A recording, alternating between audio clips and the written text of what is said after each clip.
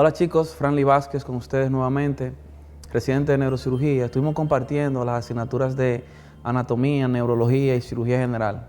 Hoy encantado de poder compartir con ustedes y que podamos expresar nuestras opiniones del examen y poder discernir sobre el porqué de las respuestas correctas de cada uno de los ítems que constituyen el bloque de cirugía general en este pasado ENUR 2019.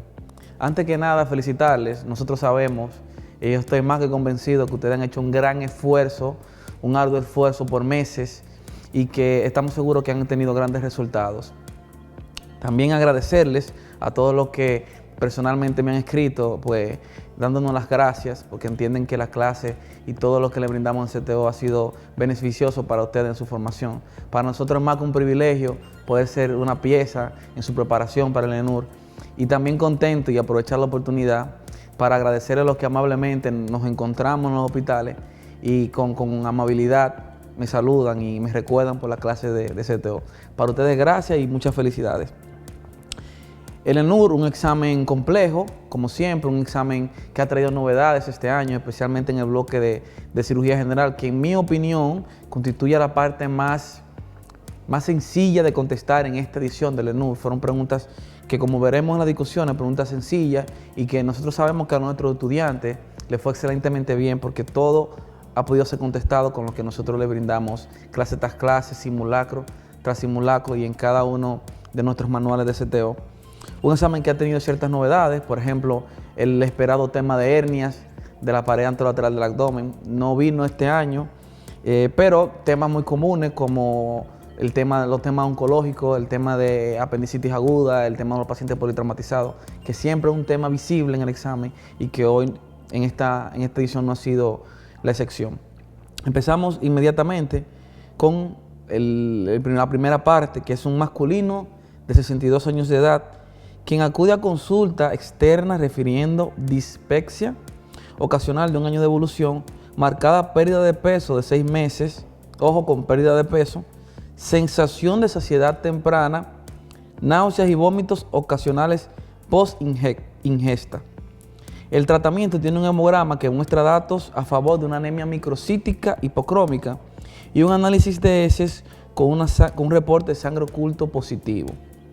Hacemos una pausa y recapitulemos las cosas importantes.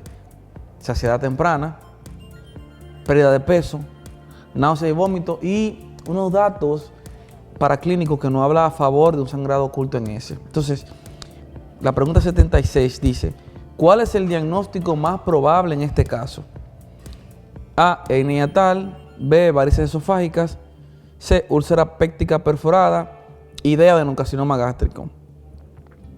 Si vamos al manual de cirugía general de CTO, específicamente en el capítulo 20, en el capítulo 20.4 de tumores gástricos, y vamos a la página 71, pues aquí evidenciamos básicamente los elementos que nos ayudan a contestar la respuesta correcta, que es la D, adenocarcinoma gástrico. Tenemos el antecedente de saciedad temprana, típico de los tumores gástricos, y es un paciente que tiene sangre oculta en heces. Si pudiéramos pensar varices esofágicas, úlcera péptica perforada en datos diferentes, un paciente que tuviese hemoptisis, un sangrado gastrointestinal alto, activo, que no es el caso, ¿no? Así que descartamos inmediatamente esas dos opciones y pues la pérdida de peso y la saciedad temprana nos orientan de inmediato a que es un paciente con cáncer y también el tiempo de evolución, paciente crónico de 6 meses de evolución. Fue un tema que también abundamos y enfatizamos mucho en clase porque es relevante siempre el adenocarcinoma gástrico. Si bien es cierto, no se menciona la epigastralgia típica del adenocarcinoma, pues las demás opciones tienen que hacernos pensar en este.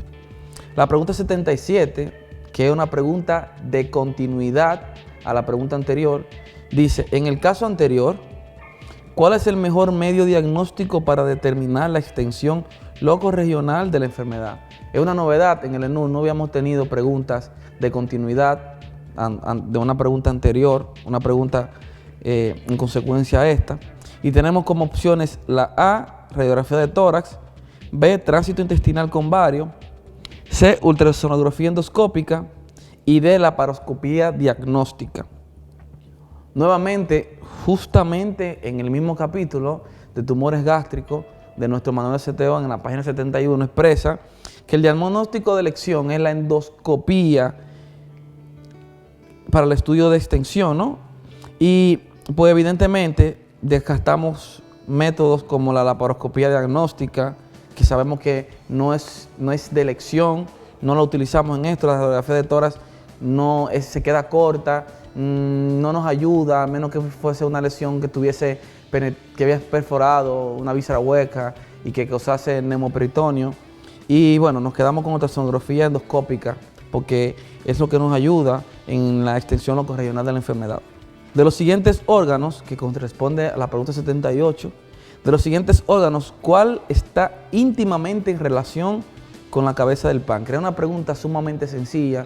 Estoy seguro que nuestros estudiantes al ver esta pregunta se sintieron contentos porque sabían de inmediato la respuesta, incluso antes de leer las opciones, porque hay que recordar la íntima relación del páncreas con el duodeno. Tanto así que nos ayudaría a recordar la irrigación, las arterias pancreatoduodenal superior e inferior, que están tan íntimamente relacionadas entre el páncreas y el duodeno que es imposible poder retirar un órgano de estos sin afectar al otro por el tema de la irrigación sanguínea.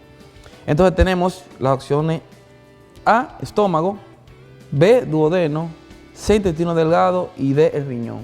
Nos quedamos con duodeno y también recordar que los conductos pancreáticos drenan en el duodeno, que era otra herramienta que nos permitía recordar este acápite y poder contestar fácilmente. La pregunta 79 es una pregunta que también es una novedad. Escasamente son preguntadas datos de anatomía patológica de una enfermedad X.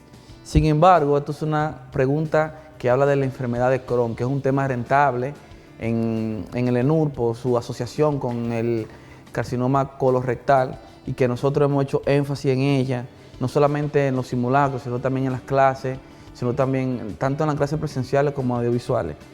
La pregunta 79 expresa: la biopsia de una pieza de intestino delgado de un masculino de 45 años a quien se le realizó resección y anastomosis del intestino por una obstrucción y perforación intestinal, reporta datos de inflamación transmural del intestino y la presencia de granulomas no calcificantes.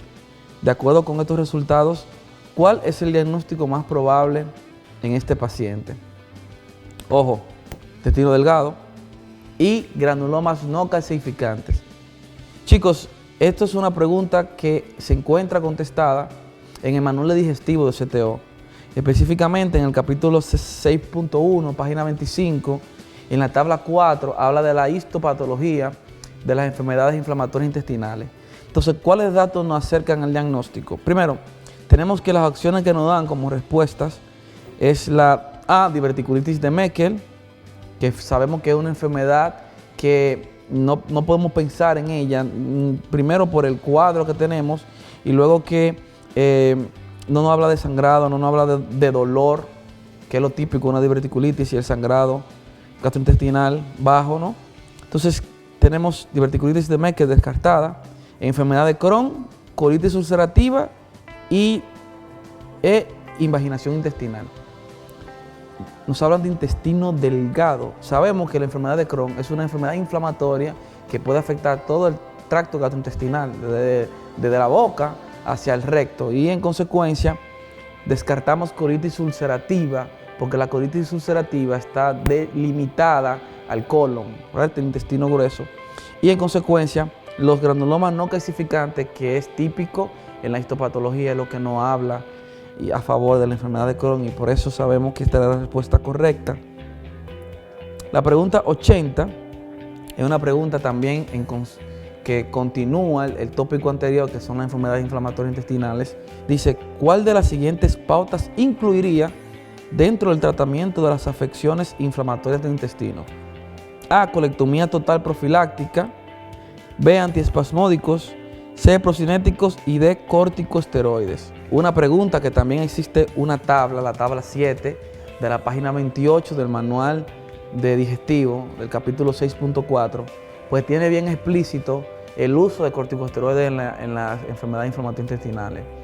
El uso de los corticosteroides es bien conocido en el tratamiento de múltiples afecciones inflamatorias. Entonces, chicos, era lo importante recordar en este caso, si naturalmente pues estaban un poco perdidos y asombrados con esta pregunta, pues naturalmente los corticosteroides debe hacernos pensar en ello, pues hablamos de una enfermedad inflamatoria donde los antiespasmódicos y los procinéticos no tienen utilidad importante y la colectomía total profiláctica no tiene ninguna indicación.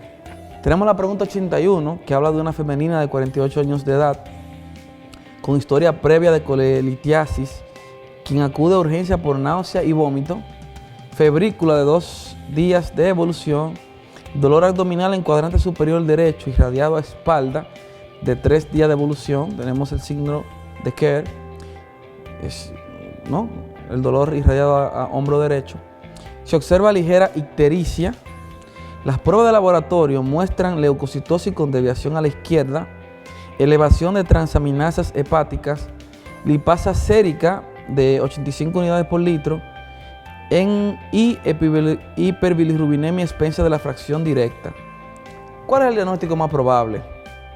No nos dan antecedentes infecciosos, nos dan antecedentes de colelitiasis, nos dan un tiempo de evolución específico con una clínica específica de fiebre, de dolor en cuadrante superior derecho, irradiado a hombro derecho, con fiebre, con leucocitosis y con una hiperbilirrubinemia expensa de la fracción directa. Las opciones a contestar tenemos hepatitis hepatitis viral, obstrucción del colédoco, pancreatitis aguda y acceso hepático. La patología biliar siempre es preguntada en el ENUR. Es una pregunta que no nos sorprende, especialmente en el caso de una obstrucción del colédoco.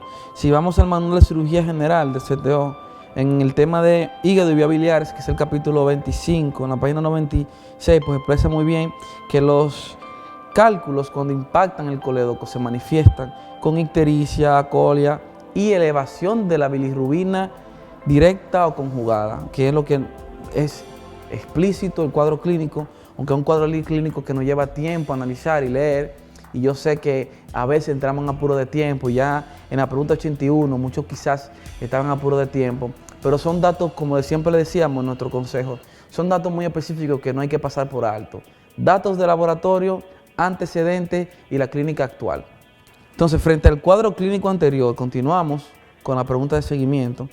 ¿Cuál sería el estudio de mayor utilidad para confirmar el diagnóstico? Biopsia hepática percutánea, serie gastroduodenal, ecografía y radiografía de abdomen simple.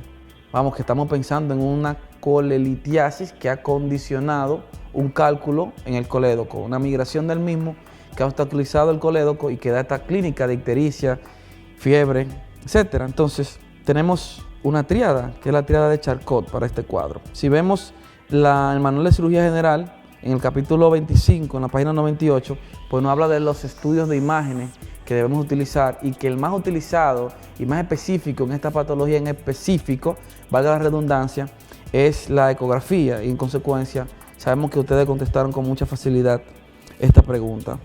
La pregunta 83 continúa con el tema de hígado y vía biliar, en este caso la fisiología hepática.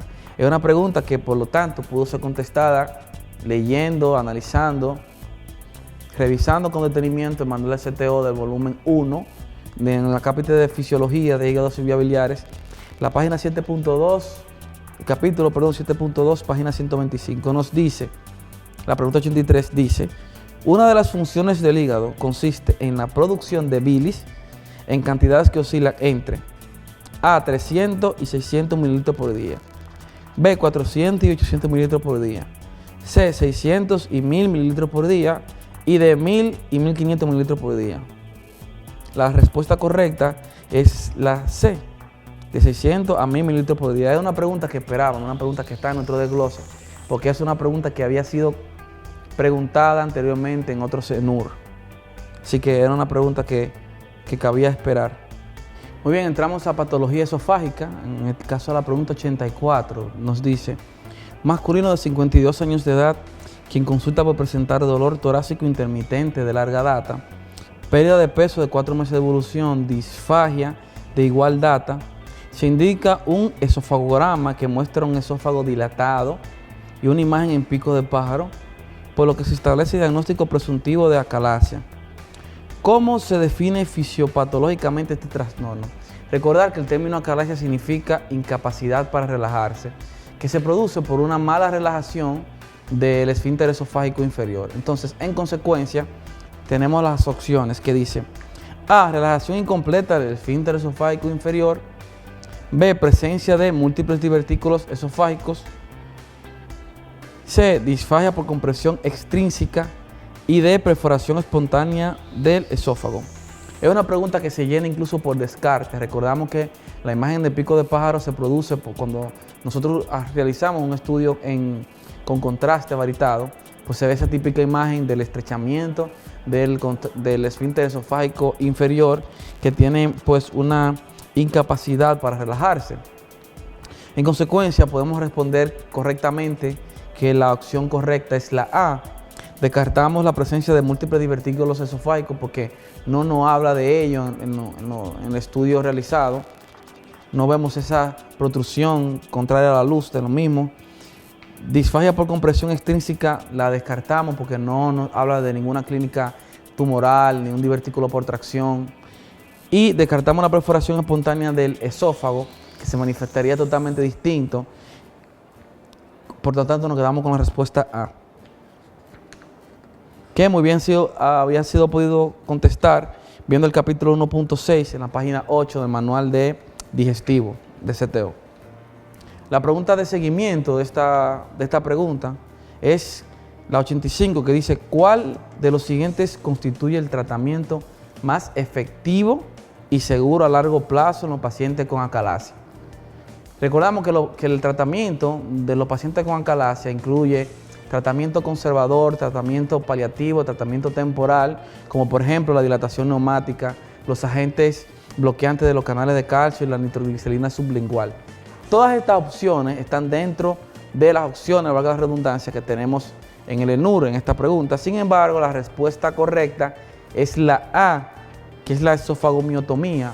La miotomía de Heller es el tratamiento más eficaz que tenemos en el caso de la acalasia, que sabemos que debe ir acompañado de una funduplicatura para evitar, es una técnica antirreflujo, y que recordando eso, pues nos orienta a la respuesta correcta, que sabemos que a ustedes les fue muy bien, es la A, la esofagomiotomía.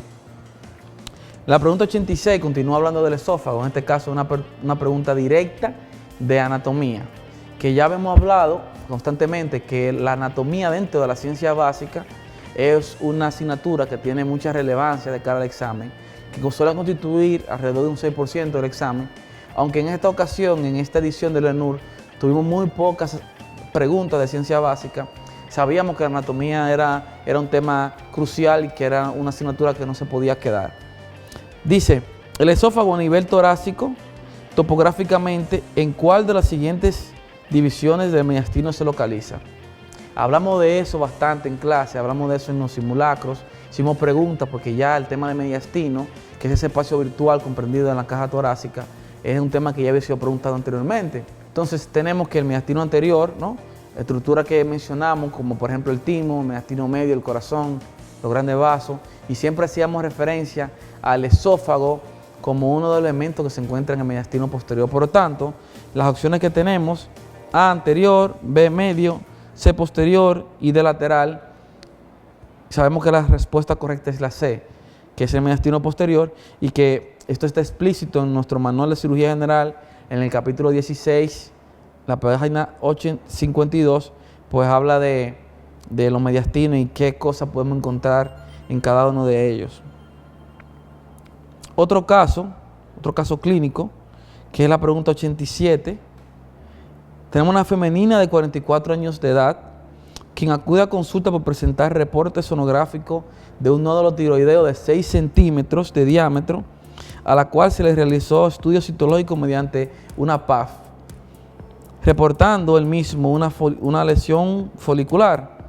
¿Cuál es la conducta a tomar en este caso? La patología de tiroides no nos sorprende.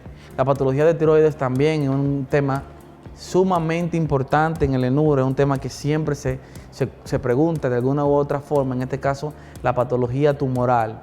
Hay un algoritmo de tratamiento y de abordaje en un nódulo tiroideo que se encuentra en nuestro manual de cirugía general, en el capítulo 11, en la página 37, en la figura 28, nos habla de qué hacer ante un nódulo tiroideo. Cuando tenemos un nódulo tiroideo, que hacemos una punción con aguja fina y nos reporta la biopsia que tenemos un nódulo que es de origen folicular, una lesión folicular, hay algunas cosas que podemos hacer. Si bien es cierto que podríamos hacer una gammagrafía, esto no está dentro de las opciones.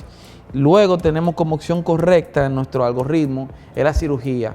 Y las opciones que nos dan en el ENUR para contestar es terapia con yodo radioactivo, 131, vigilancia cada 6 meses, tiroidectomía total y realizar un PET scan. La respuesta correcta es la tiroidectomía total ante un nódulo tiroideo que evidencia un tumor, una lesión folicular. Lo que tenemos que hacer es una tiroidectomía total y luego pues pensar en terapia neoadyuvante, etc. La pregunta 88 es una pregunta que nuestros estudiantes no pudieron fallar en el examen. Estamos seguros que no podían fallar porque es una pregunta que ha sido altamente contestada, altamente preguntada en el ENUR. Fue preguntada en el 2015, la pregunta 100, la pregunta 86 de 2010, la pregunta 82 del 2006, que habla de la lesión del nervio laríngeo recurrente. Entonces, la pregunta 88 cita, ¿cuál de los siguientes nervios por su relación anatómica con el tiroides puede resultar lesionado en una tiroidectomía?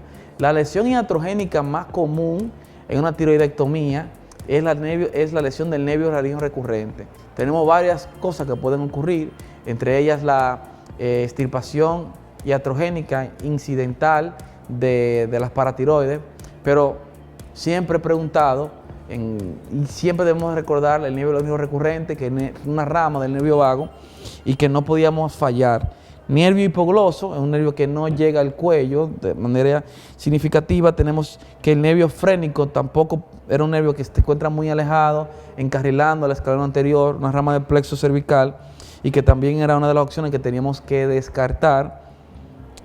Plexo cervical no nos luce en vista de que no hay irrigación cercana a la tiroides. Recordamos que el nervio laríngeo recurrente inerva parte de la musculatura extrínseca de la laringe y que por eso debemos pensar en él por su íntima relación con la glándula tiroides.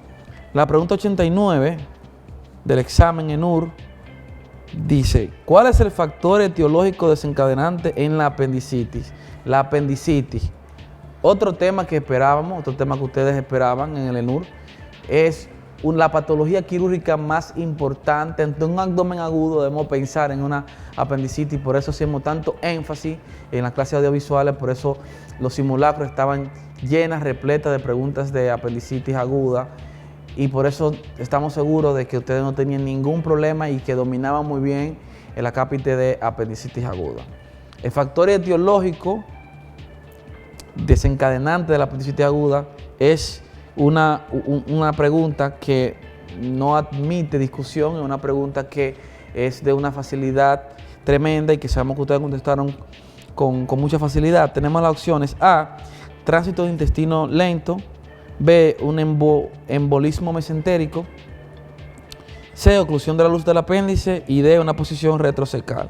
A ver, chicos, que sabemos que la oclusión de la luz del apéndice es la respuesta correcta.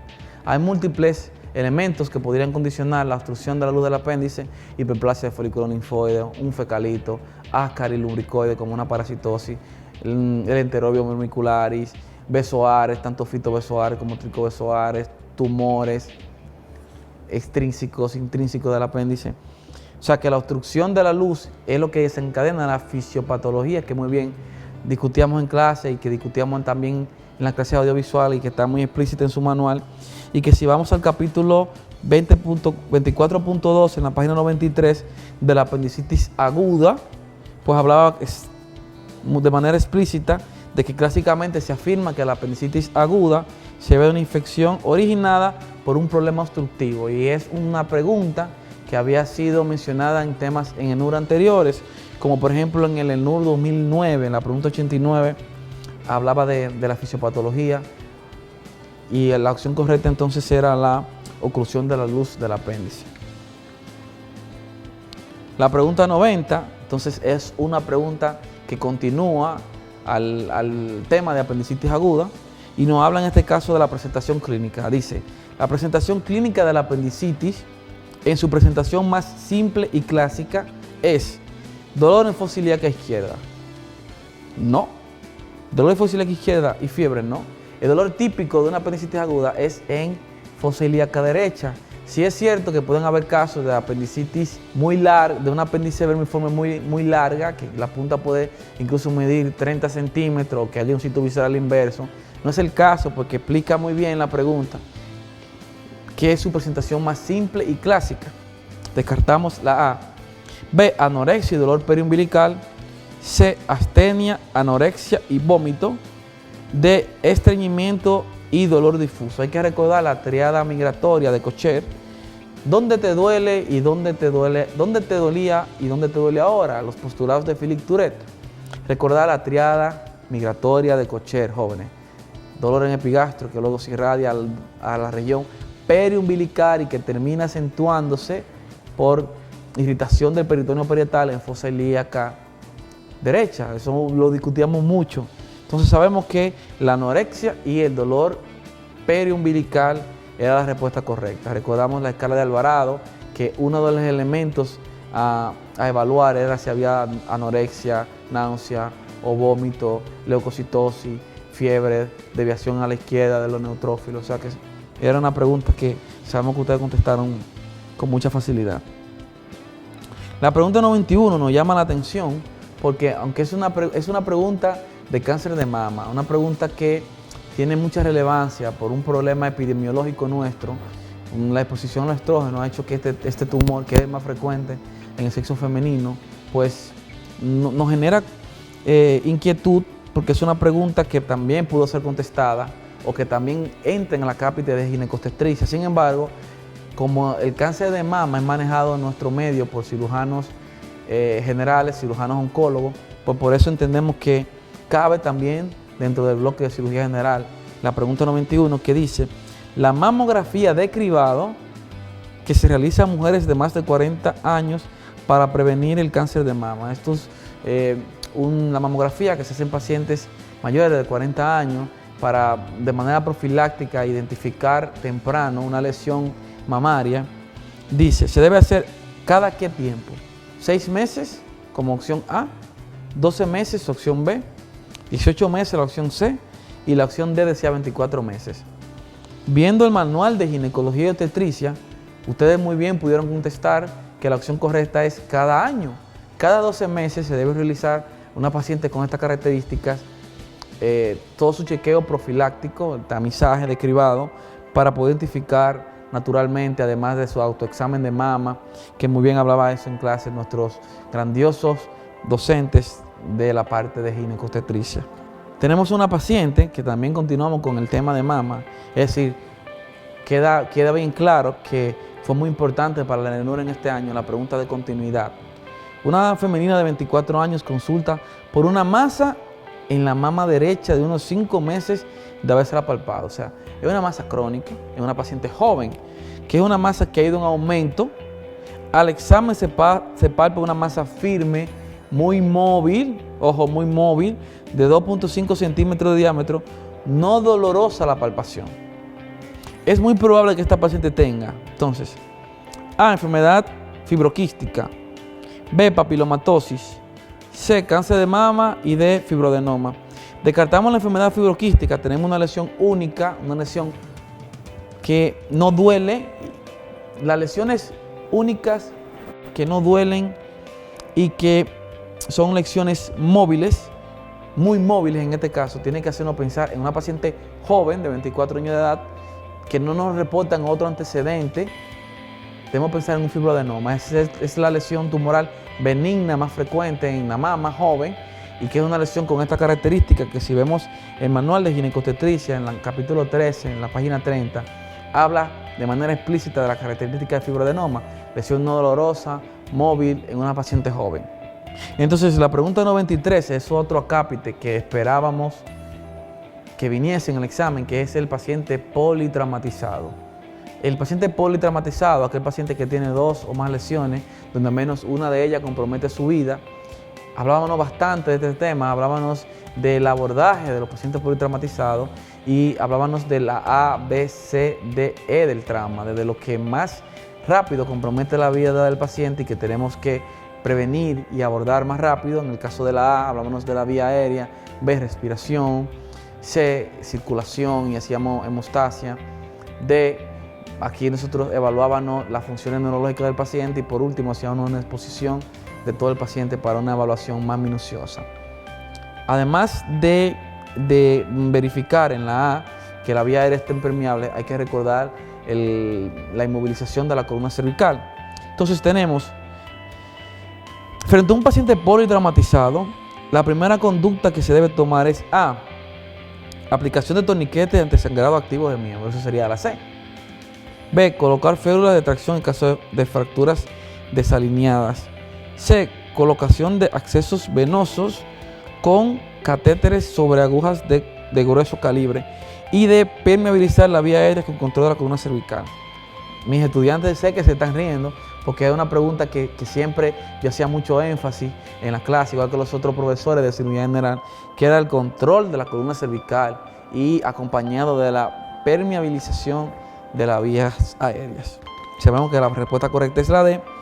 Y continuamos con la pregunta 94, una pregunta que dice, llega a emergencia un masculino de 35 años de edad con ampolla por quemadura en el lado izquierdo de la cara, historia de haber estado dentro de una habitación mientras la casa se incendiaba y que fue rescatado por el 911. Presenta signos neurológicos y una oximetría de pulso elevada. ¿Cuál es su diagnóstico? A, quemadura de 3er grado en cara. B, quemadura por flama de 3er grado en un 10%. C, intoxicación por monóxido de carbono. D, intoxicación por dióxido de carbono. El tema de quemadura era un tema que también esperábamos. No basta con saber las características de la quemadura, sino hay que ver el caso de manera holística. Hablamos de un paciente que estaba encerrado en una habitación mientras se incendiaba, por lo tanto estaba expuesto ¿a qué? Al monóxido de carbono. Es un paciente que inmediatamente nos dan 2 datos importantes. Primero, tiene alteración neurológica, tiene datos de alteración del sensorio, tiene datos de alteración de la conciencia, por lo tanto hay una afectación del sistema nervioso central y tiene una oximetría de pulso elevada. Esto es típico en este caso de un paciente que estaba expuesto a un incendio. Debe hacernos pensar de inmediato en una intoxicación por monóxido de carbono. Eso nos hace descartar la respuesta A y B, que hablan de las características que pudiesen verse en una quemadura, y la respuesta D, que es de dióxido de carbono, que no es lo que vemos en una intoxicación cuando es por llamas. Muy bien, con relación a la pregunta anterior, la pregunta que continúa, la pregunta de seguimiento, la pregunta 95, dice: ¿qué estudio es el más adecuado en este paciente? A, oximetría de pulso. B, medición de carboxiemoglobina arterial. C, el hemograma. Y D, radiografía de cráneo. Y a ver, ¿qué nos aportaría la radiografía de cráneo o un hemograma en este paciente? Un paciente que pensamos en una intoxicación por monóxido de carbono. Evidentemente la respuesta correcta es la B. Debemos de medir la carboxiemoglobina arterial. Tenemos otra paciente, una paciente de 52 años, hablo de la pregunta 96, quien está siendo sometida a diálisis peritoneal. Ojo, está siendo sometida a diálisis peritoneal por insuficiencia renal que llega por dolor a la palpación y contractura abdominal difusa sin localización, presencia de neumoperitoneo y radiografía simple de abdomen de pie, con más de 100 leucocitos por milímetros y bacteria gram positiva en el líquido obtenido mediante paracentesis. Hay datos que pudieran hacernos confundir, como el neumoperitoneo, que en una radiografía tenemos neumoperitoneo y que tenemos leucocitosis. Bueno, estamos hablando de una peritonitis, vamos. Las opciones que nos dan es A, infección del puerto de abordaje. B, peritonitis primaria. C, peritonitis secundaria. Y por último, apendicitis aguda. Descartamos de inicio apendicitis aguda. Descartamos infección del puerto de abordaje porque se manifestaría diferente. Tuvieron un paciente con una piel eritematosa, los signos cardinales de inflamación, los signos de Celsius, rubor, dolor, tumefacción, limitación funcional.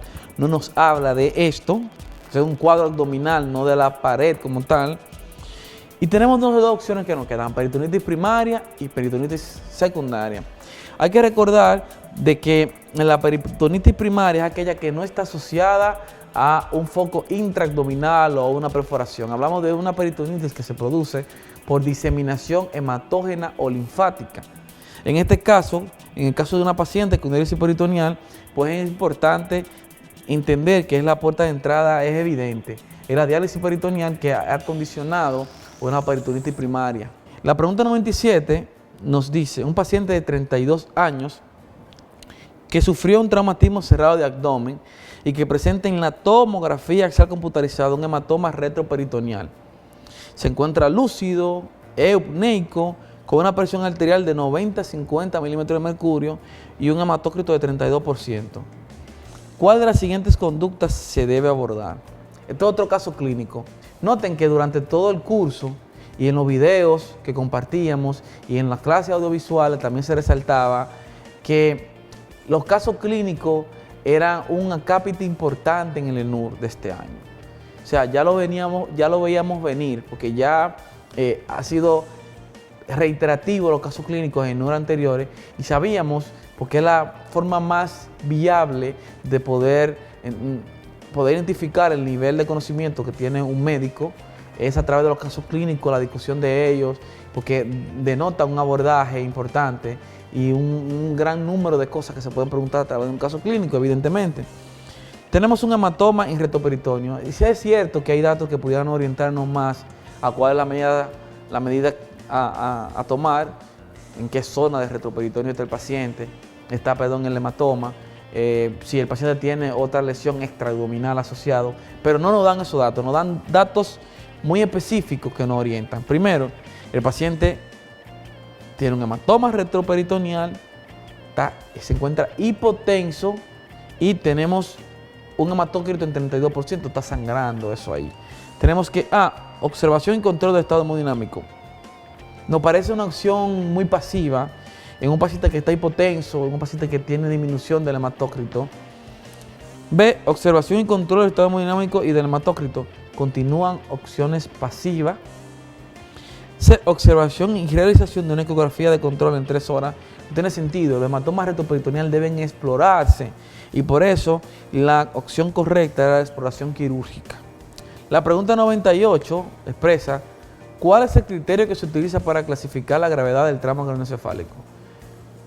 Esta pregunta no generó dificultad para nuestros estudiantes. Estamos profundamente convencidos de eso porque hablamos en nuestras clases de trauma craneoencefálico. El trauma craneoencefálico es aquella donde se produce un intercambio brusco de energía cinética entre el cráneo, que afecta el cráneo y su contenido, ¿no? Y hay diferentes formas de clasificar el trauma craneoencefálico, en penetrante o cerrado, un trauma craneoencefálico leve, moderado y severo, que es según la gravedad. Y eso nos lo da nosotros pudiendo evidenciar el nivel de conciencia que tiene el paciente. Y el nivel de conciencia en el trauma craneoencefálico es valorado con la escala de coma de Glasgow. La escala de Glasgow es una escala que a nosotros nos permite pues valorar 3 acápites: la respuesta ocular, la respuesta verbal y la respuesta motora. En consecuencias, pues si viesen en el manual de cirugía de CTO, en el capítulo 4.3, la página 10, habla del trauma craneoencefálico, de los riesgos que se presentan en un trauma craneoencefálico y de cómo clasificarlo según su grado de gravedad. Por lo tanto, la respuesta correcta es A, la escala de Glasgow. Descartamos la presencia de otorragia, que si bien es un elemento que podemos encontrar en caso de fractura del piso medio de la base del cráneo. Lesiones topográficas, las imágenes de tomografía no nos ayudan en el caso de la gravedad. Las lesiones de la radiografía de cráneo de frente y perfil tampoco. Otro caso clínico, en este caso hablamos de un paciente de 42 años, estamos discutiendo la pregunta 99. Es un paciente de 42 años que en su tercer día de postquirúrgico de una laparotomía abdominal de control de daño presenta fiebre y la herida se torna eritematosa. Al retirar algunas suturas cutáneas, el cirujano evidencia secreción intestinal con un poco de sangre. ¿Cuál sería la causa más probable? El capítulo 21.3, la página 74, habla de la lesión del intestino delgado en el manual de CTO. Chicos, tenemos una herida que está eritematosa, que en principio, si la vemos hasta ahí, podríamos pensar en que hay una infección del sitio quirúrgico, pero luego más adelante nos habla de que hay una secreción intestinal. Hablábamos de que una fístula es una comunicación anómala entre dos superficies epitelizadas. Eso es bien sabido por ustedes. Y hablábamos de que la principal causa de fístulas enterocutáneas eran causas iatrogénicas que continuaban a un proceso quirúrgico donde se había manipulado el intestino. Tenemos las opciones A, cuerpo extraño; B, infección del sitio quirúrgico; C, fístula enterocutánea; y D, acceso subhepático. La respuesta correcta, sin duda, es la C, no emite discusión, es una pregunta que sabemos que ustedes contestaron con mucha facilidad. Por último, la pregunta 100 del ENUR 2019 dice: es una proyección saccular anómala de la cara anterior del recto que se extiende desde la porción distal del recto hasta la parte distal del conducto anal. Es una pregunta que habíamos compartido con ustedes en los simulacros, en las clases audiovisuales, el tema del rectocele, que si bien es cierto es una pregunta que es un tema que nunca había sido preguntado en el ENUR.